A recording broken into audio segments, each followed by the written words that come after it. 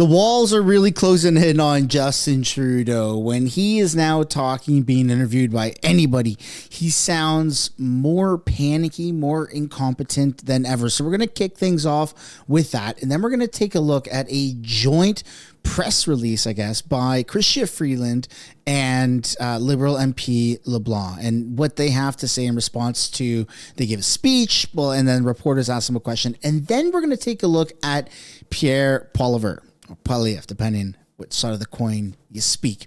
And he drops a large bombshell on Justin Trudeau and just really doubles down on the fact that it's all coming to an end for him. In fact, Pierre has a pretty big update to give us Canadians, and I'm very excited to show you this footage. Welcome back to the channel. Welcome back to another video, everybody. Before we get into it, I do want to encourage you all to smash the like button and subscribe if you haven't already. It does really help grow the channel.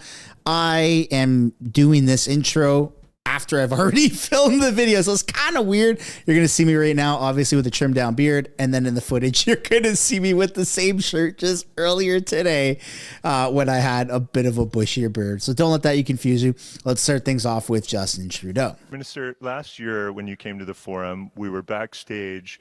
On our way up, you and I met in the back, and you sort of looked at me as you came up, and you said, "Wow, Ryan, there's a lot of people here." And you said, "Way to go." And I said, "Yeah, thanks, Prime Minister. It's because of you and your leadership." And then you said, it was a funny moment for me at least, you said, "What do all these people kind of want? Like, what is their ask?" And I said, well, at that time, it was really clear that we wanted to get a green and transition taxonomy over the finish line, and we wanted mandatory climate disclosures. Yeah, no matter how often I tell Ryan, stop pushing anything with the word tax in it, he keeps pushing for a taxonomy. Yeah, it was kind of a nerdy moment, but I know that we've called it sustainable finance guidelines. Yes, and that's a much better thing to explain to people. But like, look at the room we're in. They all know what a taxonomy is, yes. But Prime Minister... Okay. Kind of weird, but nonetheless, that really happened. We've got some more of those. We've got this one here. This one is even weirder. Here we go. People are squeezed every single day at the grocery store, in paying their rents, in thinking about whether their job's going to hold them to retirement, what their kids are going to do. It's really easy to scare people into being even more anxious and thinking even more short-term and more limited.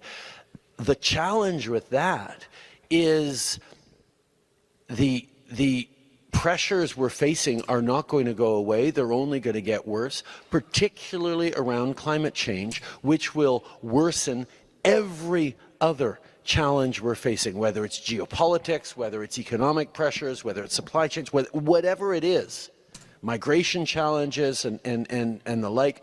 Climate change makes it all worse. So people are stuck in a situation where they know climate change is bad, but they also know that if they can't put food on the table this week, and if they can't stabilize their living situation this year, how bad it's going to be 10 years from now, or how terrible it'll be for their grandkids, has to fall second to taking care of their family, their loved ones, and themselves right now.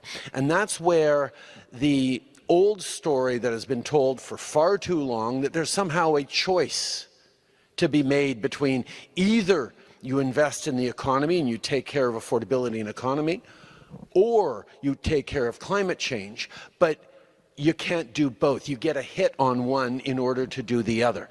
Those are thinking both on the left and the right, where the far left will say, no, we've only got to do climate change, we can't think about the economy, or the far right will say, no, we can't worry about climate change, maybe it doesn't even exist, we have to double down on the economy and the affordability.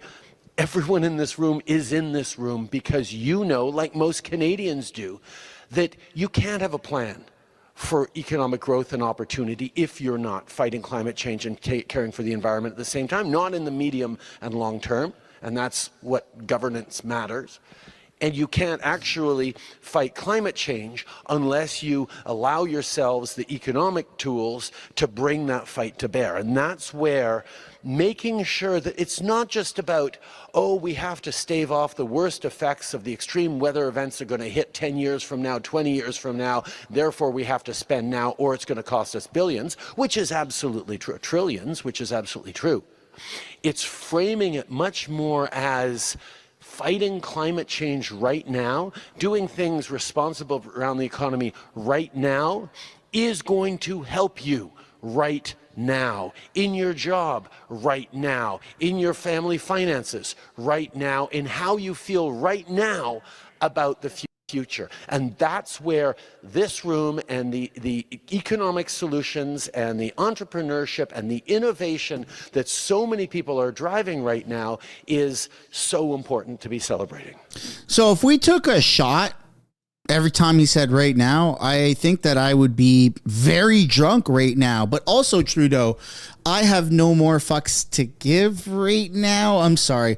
Unaffordability is at an all-time peak, and your biggest concern is let's spend more money and increase taxes on fighting climate right now. I think that you will lose the election if it were to happen right now. I think you've lost all support right now. And I think that you're an idiot right now. But hey, that's my opinion. Guys, I would love to know yours.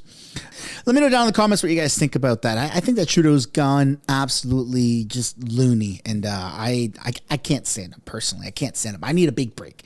Can't wait for the winter break because I just cannot stand listening to that guy anymore. And this next clip isn't going to do you any justice either because we're taking a look at Chrystia Freeland, who is just as incompetent and screeching of a voice. So let's get into that. The Prime Minister has just hosted, together with Premier Doug Ford, a meeting of the First Ministers across Canada. Minister LeBlanc and I joined him, and we were also joined by Deputy Commissioner of the RCMP, Mark Flynn, who's with us here. It was a really good, really important meeting. We talked about the Canada-US relationship, and our central agreement on which everyone was agreed really from the outset was that this is a time when we need to play for Team Canada. We need to work in a united and coordinated way. We agreed that we need to be smart, strong, and united in meeting this challenge. We spoke principally about the border and the Canada-US trade relationship.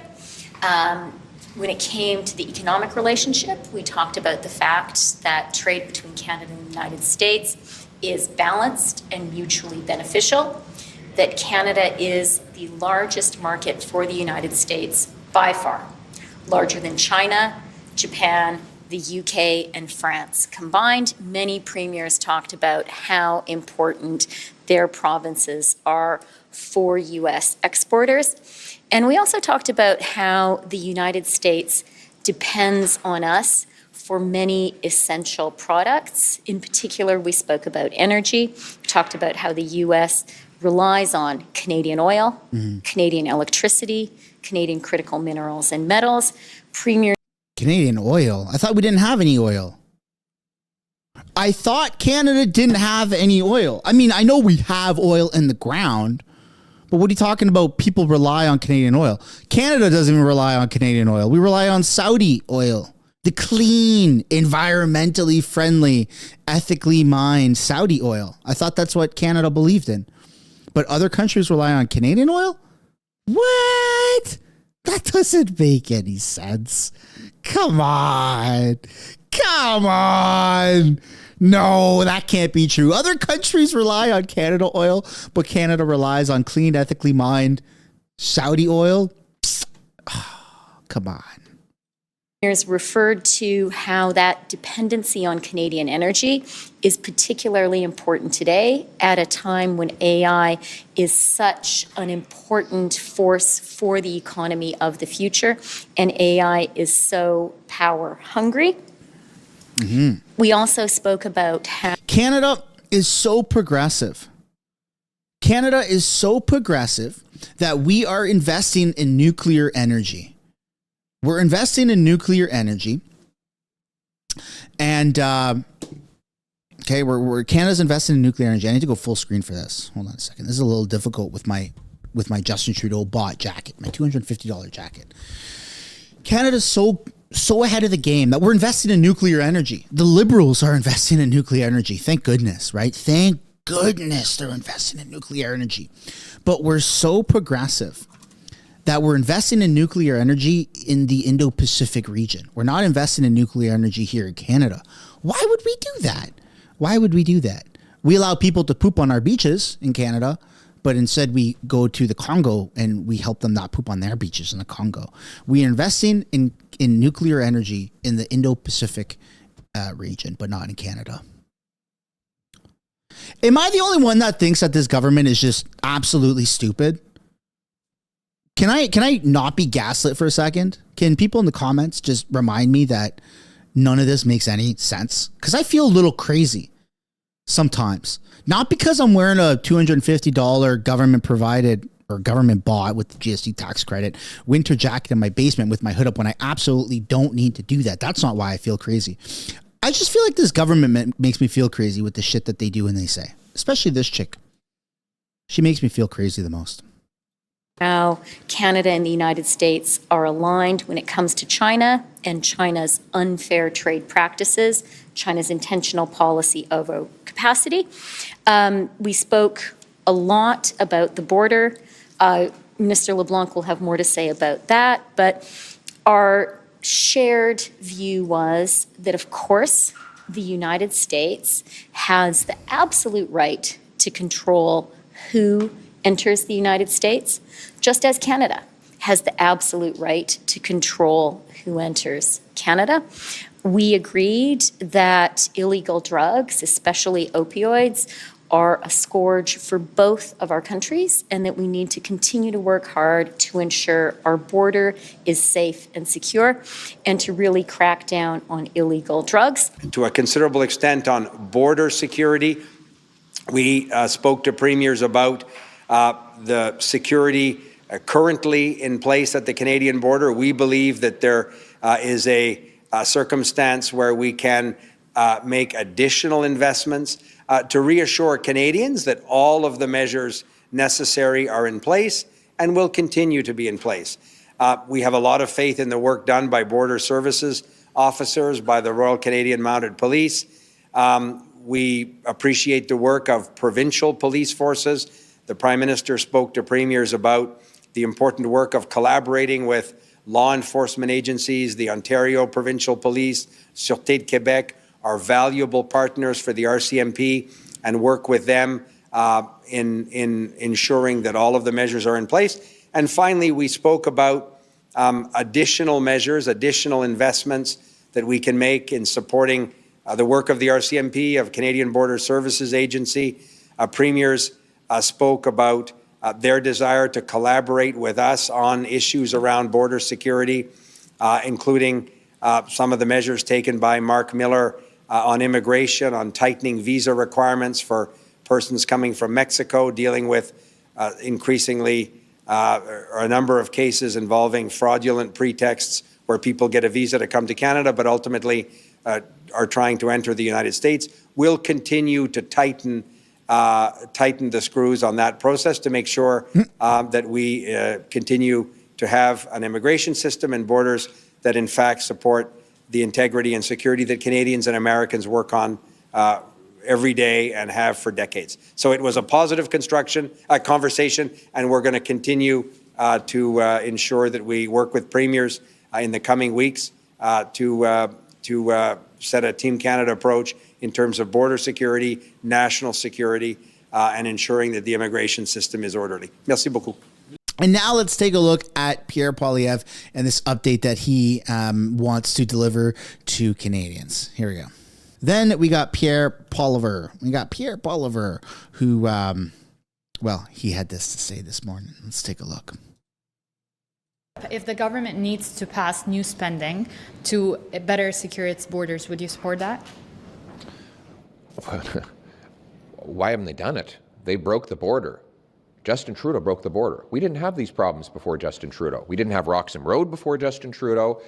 We didn't have these illegal border crossings before Justin Trudeau. We didn't have, the number of asylum claims have gone from 10,000 to over 200,000 under Justin Trudeau, more than 20-fold increase. All the chaos at our border is the result of Justin Trudeau. It's his job to come up with a plan today. You know what we're seeing now, though, is that because the Prime Minister has vacated the border and turned it open to anyone who wants to come in, the premiers are now taking responsibility for our border. Trudeau wants to be in charge of all these provincial areas of jurisdiction, and yet he's not taking care of the one federal job that is most the responsibility of the federal government, which is the border. So you got Danielle Smith, who right now just announced that she's going to be working hand in hand with Montana. Not the restaurant, but the state, right? Yeah, they got enough ribs. They're fine. She's going to be working with Montana, not Montana's, to secure the border instead of Justin Trudeau working. That's crazy. What the hell's going on? What the hell's going on? Of Quebec, sending in the Sûreté du Québec, their police force, to secure the border. Premier Smith, common sense leader, is proposing to use drones, provincial drones, and other police law enforcement measures from her province to secure the borders there. I understand Doug Ford is looking at something similar. So now, because Trudeau has so thoroughly broken the border, we're getting a patchwork of premiers who have no choice but to try and hold the border together with bubble gum, scotch tape, and elastic bands. Just everything is broken after Justin Trudeau. We need a carbon tax election to fire him and bring in a strong prime minister who can rebuild our borders. Hey, man, that's something that we can all agree with. Canada first. Let's rebuild the borders, right? There you go. And if we don't, we're going to get slapped with 25% tariffs. So, yeah, there's that. Now, that was just one question. That was just one question with the reporter. Let's take a look at an actual press conference that Pierre Poilievre did. Here we go. Housing costs have doubled. Food bank use have doubled. He has done this through a costly carbon tax that's driven up food prices 37% faster in Canada than in the United States of America. We have the worst housing inflation and the worst household debt of any G7 country. $500 billion net has left our country to invest in the United States, creating jobs for American workers with our money. Our GDP per capita is smaller than it was 10 years ago and has dropped more since before COVID than any other G7 country, all while the American economy has boomed. Now we face new threats to our brittle and weak economy. The reality is we have a weakened economy, a weakened border, a weakened military, and a severely weakened prime minister. He's desperate. He's lost control, but he's trying to hold on to power. And so he's come up with a irresponsible and inflationist $6 billion tax trick that he will take away right before raising the carbon tax on heat, housing, groceries, and gas in just a few months. Common sense Conservatives will vote against this irresponsible, inflationist, temporary 2-month tax trick, and instead push our plan to axe the carbon tax and axe the sales tax on new homes for everyone, for good. And I would add that now is the worst possible time to be blowing $6 billion trying to save Justin Trudeau's political skin, especially with the threats coming from the United States, with our border in chaos, our economy collapsing, and everything broken. We need real, responsible leadership from a strong, smart Prime Minister who has the brains and backbone to put Canada first. Thank you. Okay, so a couple of things here. In anticipation of receiving my $250 GST tax break, I went out the other day and I bought a coat This is a Carhartt coat. Look at this. It's a winter coat. It's duck lined. It's $229 or $239. Right around $250. I've already spent my money. Thanks, Trudeau. Now, that's not enough to buy my vote because I don't have snow pants. Sorry. You got me the top half, not the bottom half, which is more than Trudeau can say. He gets the bottom half often from Jag Meat. But hey, look, I've already spent my money. Am I cold in my basement right now? No. It's actually going to be quite warm, but I vow to wear this coat for the entire day. Here we go. You guys ready for this? Let's listen to what else Pierre's got. Mr. Poilievre, have you or anyone associated with your... I thought you liked the idea of cutting taxes. This isn't, that's why I'm opposed to this. This isn't a tax cut. This is an inflationary 2-month temporary tax trick that will drive up the cost of living. Even today, the food professor was out saying... Come on, Pierre, I got a free coat out of it. Come on, what do you mean? It's not enough? We can all get a free coat. What do you mean? This measure will make food even more expensive. That's what happens when government dumps a bunch of cash into the country without creating more of what cash buys. We need tax relief that actually encourages the economy to produce more of the stuff cash buys, grow more food, build more homes, and produce more energy. If you got an economy with 10 loaves of bread and $10, it's $1 a loaf. If you double the number of dollars to 20, but you still only have 10 loaves of bread, you're not twice as rich. It just means that each loaf of bread costs twice as much. You got to produce more grains and bake more bread rather than creating more cash. And that's what my tax cuts are not just about lowering costs. They're about sparking more production. By axing the carbon tax, our businesses can hire more workers and produce more goods. By axing the sales tax, we're going to get 30,000 extra homes per year every year. By getting rid of the energy cap, we're going to produce more affordable energy. So instead of creating cash, we're going to create more of what cash buys, and our purchasing power will go further. If the government needs to pass new spending to better secure its borders, would you support that? Why haven't they done it? They broke the border. Justin Trudeau broke the border. We didn't have these problems before Justin Trudeau. We didn't have Roxham Road before Justin Trudeau. No. We didn't have these illegal border crossings before Justin Trudeau. We didn't have, the number of asylum claims have gone from 10,000 to over 200,000 under Justin Trudeau, more than 20-fold increase. All the chaos at our border is the result of Justin Trudeau. It's his job to come up with a plan today. You know what we're seeing now, though, is that because the Prime Minister has vacated the border and turned it open to anyone who wants to come in, the premiers are now taking responsibility for our border. Trudeau wants to be in charge of all these provincial areas of jurisdiction, and yet he's not taking care of the one federal job that is most the responsibility of the federal government, which is the border. So we have Quebec sending in the Sûreté du Québec, their police force, to secure the border.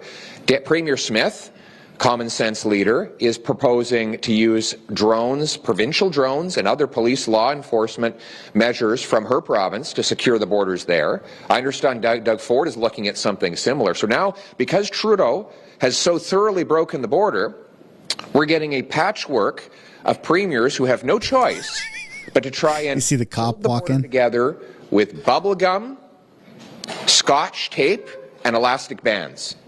Just everything is broken after Justin Trudeau. We need a carbon tax election to fire him and bring in a strong prime minister who can rebuild our borders.